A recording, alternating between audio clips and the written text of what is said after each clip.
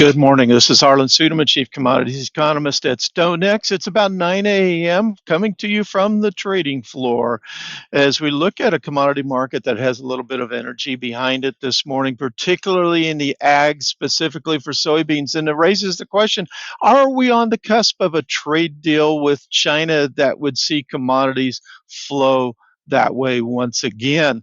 If we look at Chinese soybean sale purchases right now from the United States, zero bushels of soybeans for the new crop marketing year that starts September 1. Typically, they would be aggressively buying soybeans now, and they have not. Instead, they've been buying some soy meal from Argentina. They've been aggressively buying soybeans from Brazil, which Brazil has lots of soybeans available to ship. And the big question is, will they buy any from us? If you look at USDA's estimates for surplus soybean stocks for the current marketing year that's about to end, they would amount to almost twice what China bought from us during this marketing year. So if China wanted to, they could go through without buying any from us. But the markets were energized this morning when overnight President Trump posted on social media, China is worried about its shortage of soybeans. Our great farmers produce the most robust soybeans. I hope China will quickly quadruple its soybean orders. This is also a way of substantially reducing China's trade deficit with the USA. Rapid service will be provided. Thank you, President Xi. That was his post, and that got the markets excited. So does that mean, I ask the question again, does that mean that we're on the cusp of a big commodity trade deal with China? There have been rumblings throughout the year at times in the cash markets in China that we could see a revival of the phase one trade agreement under that was reached when during Trump's first term in office. Those hopes and anticipations have cooled significantly of late. Doesn't mean it cannot happen. We know that there are periodic negotiations going on at a low level between the United States and China. The reciprocal tariffs were suspended in May, on May the 11th, for 90 days. China then pulled back and suspended its retaliatory tariffs for the 90 days. They reached an agreement, negotiators did, in late July to extend that suspension another 90 days. President Trump has not yet signed off on that yet. Will he? Or will there be some type of an agreement? We anticipate that there are some negotiations going on at a lower level or at some level that aren't public on what to do about that. It's possible that we could see a trade deal, and renewing the phase one trade deal would be one way of doing that. We do not know if that is occurring. I think the one thing that we can take away from this post on social media by President Trump is that ag is back on the radar for President Trump in the negotiations. I think it's highly probable that at some point we will get a trade agreement with China that increases its purchases of U.S. ag and possibly energy commodities. Will that be tomorrow? Will that be next week? Will it be next month? Will it be 2 years from now? That's hard to tell. I remain skeptical until we see more evidence of movement. So far, China and the United States have only been able to agree in their 3 rounds of negotiations, formal negotiations, on suspensions of tariffs with time limits on it, and China's selling of rare earth minerals and magnets to the United States on a limited and restricted basis, and U.S. chip sales to China on a limited and restricted basis. They remain far apart on many other issues. So again, I say an agreement is possible, and we should hear something in the way of a suspension or an agreement by tomorrow, August 12th. But whether that will be an agreement that moves ag commodities and energy commodities to China, I still remain skeptical until I see more evidence of it. I hope I'm wrong. I hope we do get that trade agreement. I'd love to have people say that I'm wrong on it. I just don't see any evidence of it to this point. Maybe they've been able to keep it secret better than maybe in the past. One other point I'd like to address, and that is tomorrow, August 12th, USDA WASDE report.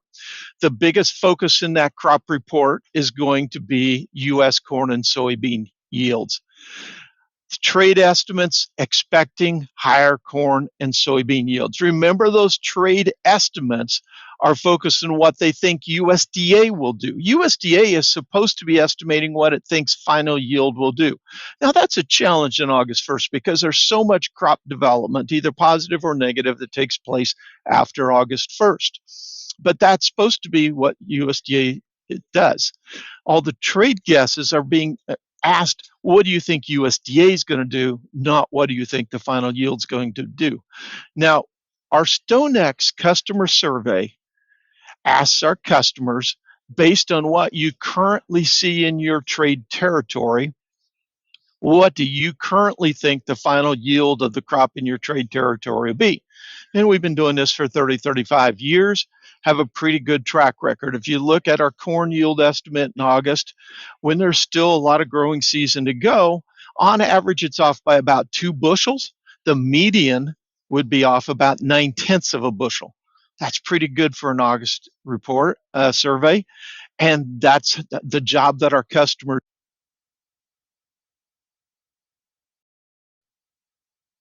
Our estimate came out for the corn estimate 188.1 bushels per acre based on that customer survey. Will the final yield be 188.1 bushels? I don't know. Depends on how we finish the year. I'm just giving you the track record. Will USDA come out that high? I don't know. This estimate is going to be based on farmer surveys, which they assume that the farmer understates yields, not wanting to be bearish on the price on the market. It's going to be based on crop condition ratings, which are very high for this time of year, thus the high yield models that are 185 to 190, depending on which yield model people are using of their own, and going to be based on the satellite data. Satellite NDVI scores are the highest on record for this time of year, those records going back to 2021. How high will USDA actually go? We don't know. But I would mention the old saying, and I've been guilty of saying this as well, big crops get bigger? Not necessarily. If you look back at USDA's track record, and I went back in the data all the way to 1993, that's 32 years of data I looked back at, and it increased its corn yield 17 times in the last 32 years in the August report. The final corn yield came in lower than that August estimate in 11 of those 17 years, while matching it once and being larger 5 times. So big crops get bigger was true 5 out of the 17 years. It got smaller in 11 of the 17 years, and it was the same as the August estimate the other year. The market knows this. So while the average trade guess is a little over 184 bushels per acre going into tomorrow's report, it's my sense, I may be wrong, it's my sense that the market is pricing in something in the upper 180s because so many of these funds have their own yield models that are showing that.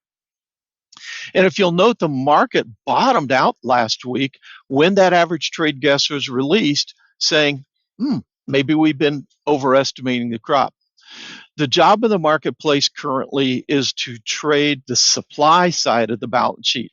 Once it becomes comfortable with the supply side, no matter what size it is, then it will shift its focus to the demand side. It's very possible it could become comfortable with the size of the crop here in mid-August. And there's 2 things that could help it settle that question. One would be the USDA report. The second would be the industry crop tour that takes place in the 3rd week of August, which is next week. Those 2 things. And so we'll see how the market behaves coming out of the report, if there's any surprises. Last year, we put in our harvest low in mid-August, and then we rallied into February. That's no guarantee of how we're going to do it this year, but I'm just laying out the possible scenarios. So that's where we're at today on August 11th.